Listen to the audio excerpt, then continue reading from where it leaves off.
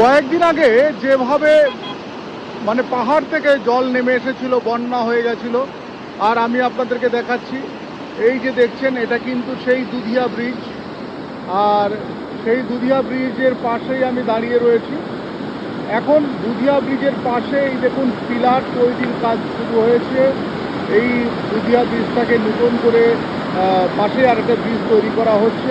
তবে একটা জিনিস দেখাই যে নদী, সেই খরস্রোতা নদী একসময় ভয়ঙ্কর হয়ে গেছিল।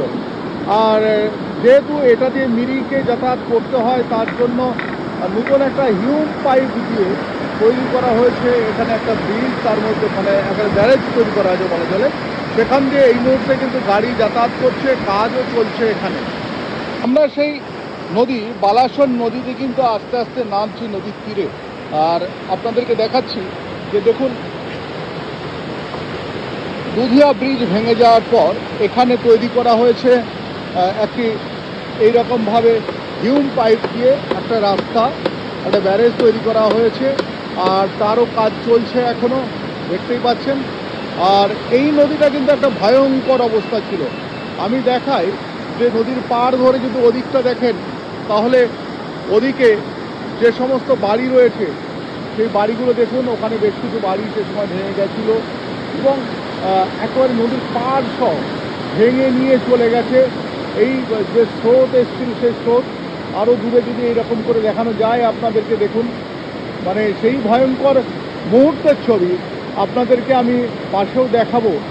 আর দেখুন সেই নদী, অর্থাৎ সেই বালাসন নদী, এখন অনেকটা জল যাচ্ছে এটা দিয়ে এবং বড় মানে একেবারে খরস্রোতা বলা চলে।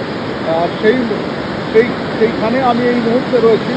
দেখুন, দেখতেই পাচ্ছেন যে কীভাবে নদীর জল